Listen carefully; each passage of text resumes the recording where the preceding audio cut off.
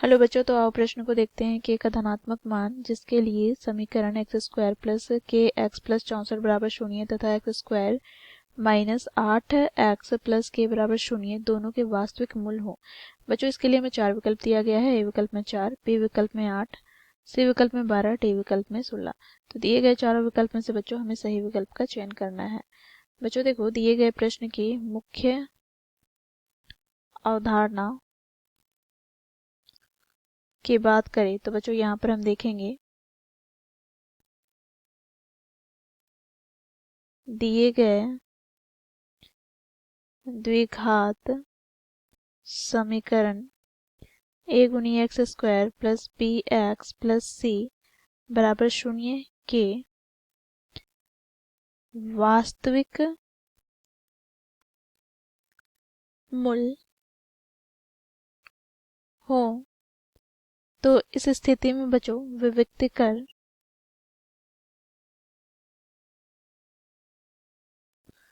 अर्थात d या तो शून्य से बड़ा होता है या फिर बराबर होता है। तो d का यहाँ पर हम मान की बात करें तो d का मान होता है बी स्क्वायर माइनस 4 गुनी ए सी। तो इस मुख्य अवधारणा की सहायता से हम दिए गए प्रश्न को हल करेंगे। बच्चों देखो, पहला द्विघात समीकरण क्या दिया गया है तो इसे हम लिख लेंगे। पहला द्विघात समीकरण, तो ये हमें दिया गया है एक्स स्क्वायर प्लस के एक्स प्लस 64 बराबर शून्य। बच्चों देखो, यहाँ से हम इसे द्विघात समीकरण के मानक रूप से तुलना करके मान लिख लेंगे, अर्थात गुणांकों को लिख लेंगे। तो a बराबर क्या हो जाएगा, तो बच्चों देखो एक्स स्क्वायर का गुणांक अर्थात 1, b का मान क्या प्राप्त होगा तो x का गुणांक अर्थात k, तथा c का मान क्या प्राप्त होगा तो अचर पद अर्थात यहाँ पर 64। ठीक है। अब बच्चों देखो यहाँ पर क्योंकि हमें दिया गया है वास्तविक मूल है, तो इस स्थिति में बच्चों देखो यहाँ पर d शून्य से बड़ा और बराबर होगा। अब बच्चों देखो यहाँ पर d का मान बी स्क्वायर माइनस 4 गुनी ए सी, ये बड़ा और बराबर होगा शून्य के। तो यहाँ से हम b का मान रखेंगे तो k का स्क्वायर माइनस 4 गुनी 1 गुनी 64 बड़ा और बराबर होगा शून्य के। तो यहाँ से हमें प्राप्त हो जाएगा k का स्क्वायर बड़ा और बराबर होगा किसके, तो देखो यहाँ पर 4 गुनी 64 के। तो यहाँ से हम लिख सकते हैं k बड़ा और बराबर होगा किसके, तो यहाँ से बच्चों देखो 4 गुनी 64 का वर्गमूल से, तो यहाँ से हमें प्राप्त हो जाएगा k का बड़ा होगा और बराबर होगा किसके, तो 4 को वर्गमूल से बाहर निकालेंगे तो 2, 64 को बाहर निकालेंगे तो यहाँ से हमें प्राप्त हो जाएगा 8, तो 8 दूनी 16। अब बच्चों देखो क्योंकि इसे हम वर्गमूल से बाहर निकाले तो यहाँ से हमें प्राप्त हो जाएगा प्लस माइनस। ठीक है। तो यहाँ से बच्चों देखो k का मान क्या होगा, तो देखो 16 से बड़ा होगा, 16 के बराबर होगा, परंतु बच्चों देखो k का मान ऋणात्मक 16 नहीं होगा। ठीक है। और ना ही 16 से छोटा होगा क्योंकि k का मान हमें धनात्मक पूछा गया है। तो यहाँ से हम कह सकते हैं k का मान पूछा गया है तो k का मान यहाँ पर 16 हो जाएगा। ठीक है।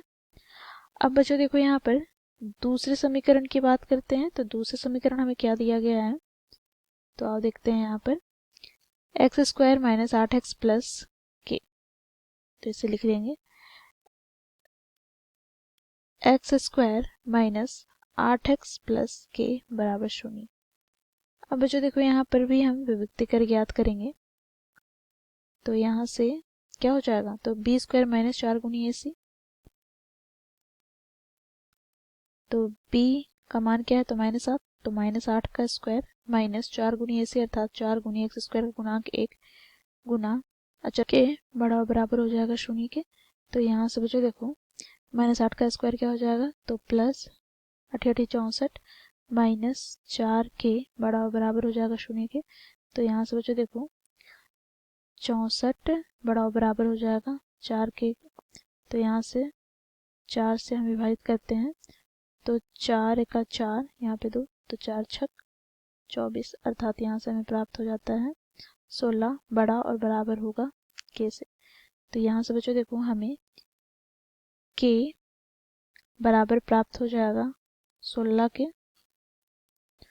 तथा k छोटा प्राप्त हो जाएगा किसके, तो k छोटा प्राप्त हो जाएगा 16 के। अब बच्चों देखो यहाँ पर दोनों स्थिति में हमें k का मान 16 प्राप्त हुआ है, ठीक है। और यहाँ पर क्या बोला जा रहा है, k बड़ा होगा 16 के और यहाँ पर k छोटा है 16 के, तो यह मान हम नहीं लेंगे। तो दोनों में उभयनिष्ठ क्या है, तो k बराबर 16। तो बच्चों देखो इस प्रकार हमें k का मान प्राप्त क्या हो जाता है, 16।